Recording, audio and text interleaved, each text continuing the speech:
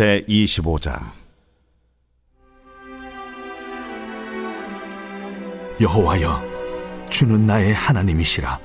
내가 주를 높이고 주의 이름을 찬송하오리니 주는 기사를 옛적에 정하신 뜻대로 성실함과 진실함으로 행하셨습니다. 주께서 성읍을 돌무더기로 만드시며 견고한 성읍을 황폐하게 하시며 외인의 궁성을 성읍이 되지 못하게 하사 영원히 건설되지 못하게 하셨으므로 강한 민족이 주를 영화롭게 하며 포악한 나라들의 성읍이 주를 경외하리이다.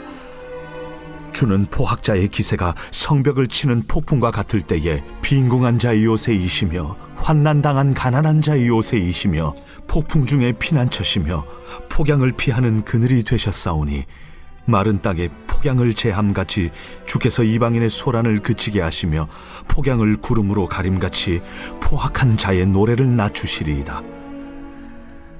만군의 여호와께서 이 산에서 만민을 위하여 기름진 것과 오래 저장하였던 포도주로 연회를 베푸시리니 곧 골수가 가득한 기름진 것과 오래 저장하였던 맑은 포도주로 하실 것이며 또 이 산에서 모든 민족의 얼굴을 가린 가리개와 열방 위에 덮인 덮개를 제하시며 사망을 영원히 멸하실 것이라.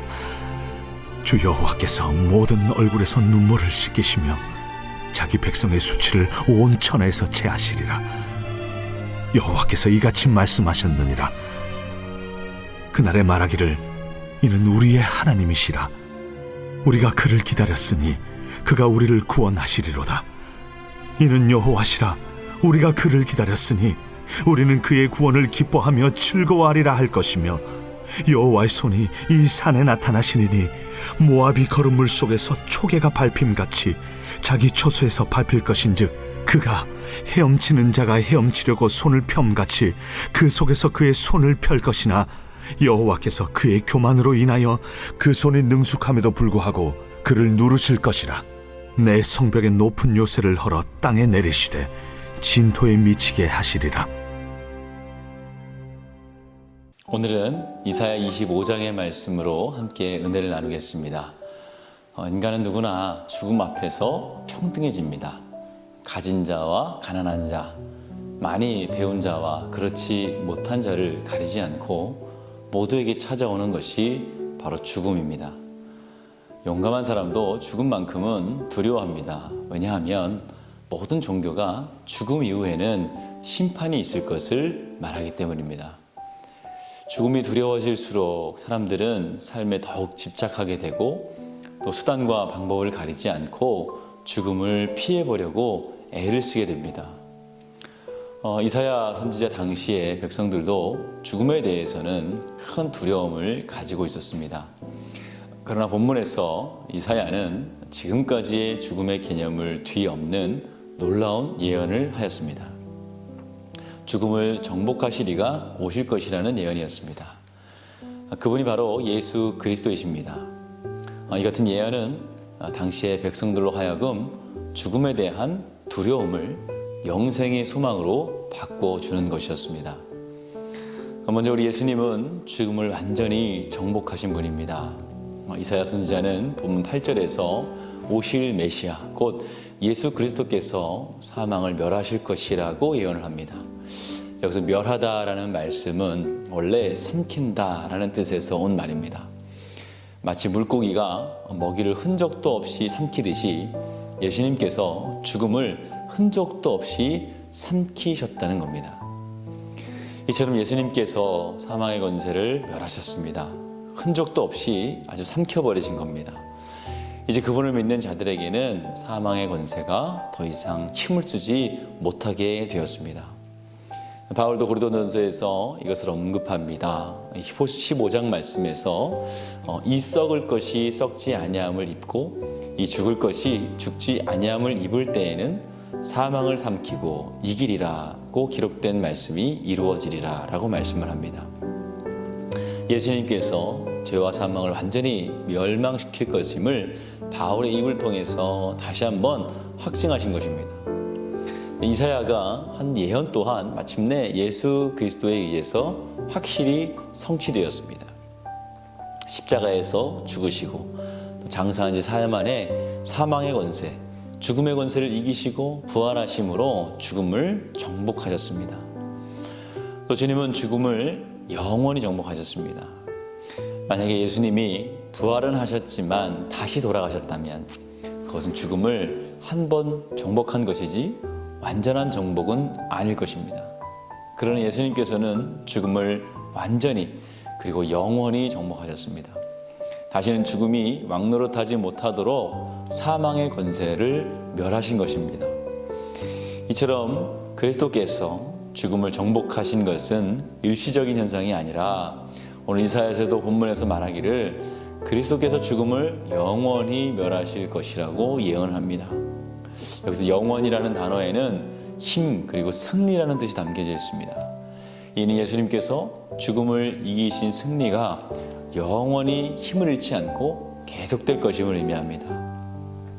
사실 이사야 선지자가 죽음에 대한 완전하고 영원한 정복을 예언한 것은 놀라운 일입니다.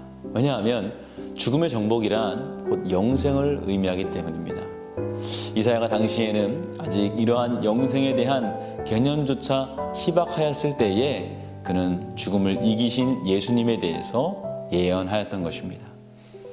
이제까지 죽음은 인간에게 두려운 것이었습니다. 마치 아담과 하와가 하나님의 낯을 피하여서 숨는 것 같이 늘 죽음을 피해서 쫓기는 삶을 살아야 했습니다. 그러나 장차 오실 메시아 예수님을 통해서 더 이상 죽음이 인간에게 왕노릇할 수 없게 된 것입니다. 이것이 우리에게 기쁜 소식, 또 복음이 되는 것이죠. 사랑하는 성도 여러분, 우리 주님께서 죽음을 완전히 그리고 영원히 정복하셨습니다. 죽음뿐만 아니라 십자가에서 우리 인생의 모든 문제 또한 정복하셨음을 믿으시길 바랍니다. 그 주님이 저와 여러분들의 하나님이 되어주십니다. 우리가 인생 가운데 만나는 모든 문제를 주님께서 친히 해결해 주시고 죄와 사망의 권세에 눌려 고통받고 애통하는 우리를 구원해 주실 것을 믿으시길 바랍니다. 오늘은 목요일입니다. 목요일의 기도 제목은 다음 세대와 가정을 위한 기도입니다. 먼저 예배 자리를 떠나지 않게 해달라고, 그리고 가정의 예배가 회복되고 세워지도록 우리 함께 기도해 주시기 바랍니다. 기도하겠습니다. 좋으신 아버지 하나님 감사합니다. 오늘도 우리에게 귀한 말씀을 통하여서 우리의 죄와 사망을 이기시고 완전히 그리고 영원히 정복하신 그리스도에 대해서 다시 한번 우리가 믿음으로 고백하게 하심을 감사합니다.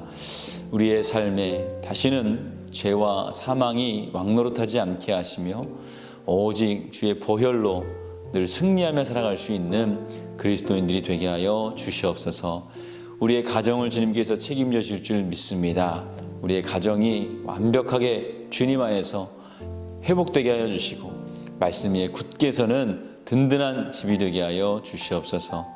가정의 예배와 그리고 가정의 모든 가족들이 다 예수님의 이름으로 예배하며 또 함께 예배할 수 있는 날을 허락하여 주시옵소서. 하나님, 교회 위에 축복하여 주시고 은혜를 내려줄 줄 믿습니다. 코로나 위험이 다시 한번 우리를 위협하고 있습니다. 하나님, 강한 손으로 우리를 붙잡아 주시옵소서. 우리 사랑하는 성도들 흔들리지 않도록 믿음을 더하여 주시옵소서. 코로나로 어떠한 피해도 당하지 않도록 주님 지켜보여 주실 줄 믿습니다. 담임 목사님 사역 가운데 성령님 앞서 운행하여 주시고 말씀을 전하시고 기도하실 때마다 하나님이 하시는 놀라운 역사가 일어나게 하여 주시옵소서. 우리 다음 세대들 어디에 있든지 예배 자리 떠나게 하지 않게 하여 주시며 또 특별히 다음 세대를 위한 리모델링 공사가 마무리가 잘 될 수 있도록 물질적으로나 또 하나님 모든 합력하여 선을 이룰 수 있도록 도와주시옵소서. 우리 아프신 분들 위해 기도합니다. 주님께서 보혈의 손으로 안수해 주셔서 깨끗이 나음을 얻게 하여 주시옵소서. 예수님의 이름으로 축복하며 기도하였습니다. 아멘.